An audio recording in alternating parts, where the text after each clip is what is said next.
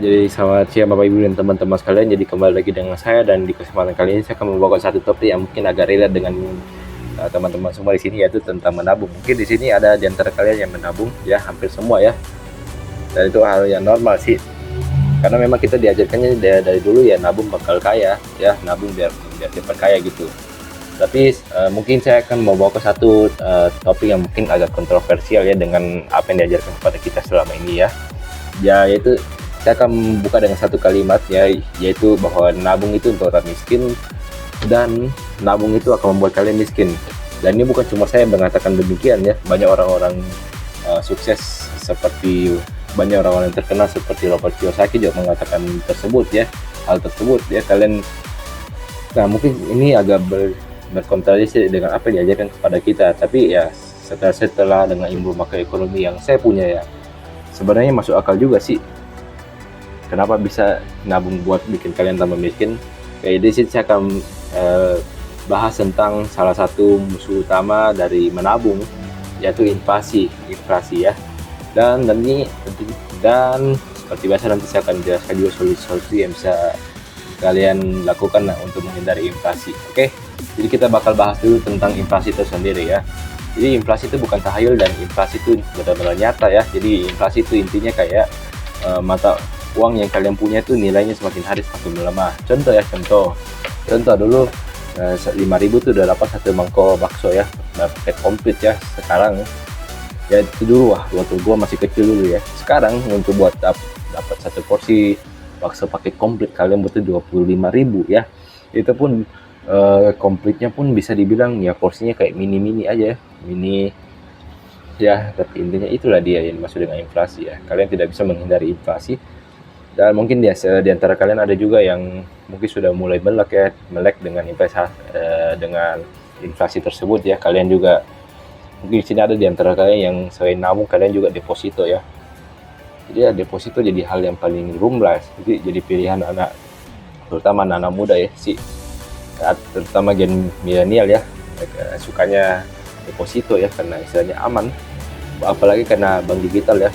Sekarang bunganya depositonya itu sekitar 0-8% ya. Itu lumayan tinggi sih. Jadi kalian mungkin pikir ya bisa melawan inflasi, tapi satu hal yang mungkin kalian belum tahu di sini adalah bahwa ternyata inflasi itu bukan cuma 3-5% seperti yang dirilis oleh pembaran resmi ya. Ternyata inflasi itu sebenarnya di atas 10% guys. Kalian anggap kenapa bisa begitu ya? Jadi singkatnya begini guys, inflasi yang sering dirilis oleh berita-berita atau badan-badan resmi gitu katanya 3-5%. Tapi kenyataannya itu tidak, itu adalah inflasi yang tidak termasuk dengan makanan dan energi ya. Dimana kita tahu ya, makanan dan energi adalah hal yang kita butuhkan sehari-hari, dan inflasinya itu lumayan tinggi. Kalau kedua hal tersebut dimasukkan ke dalam perhitungan inflasi, itu inflasi di Indonesia itu bukan cuma 3-5, tapi paling tidak 10-15% guys. Kalian tidak percaya? Contoh nyata aja ya, contoh nyata. Dulu 2010 ya. Dulu 2010 keluarga gue beli bensin 1 liter itu 5.000 ya. Itu kualitasnya udah lumayan bagus. Ya. Sekarang apa? Ya, enggak ada tuh. Sekarang ya bensin itu paling enggak 1 liter itu kalau mau subsidi 10.000, kalau enggak subsidi 14.000. Itu pun masih di oplos ya. Jadi intinya seperti itu guys.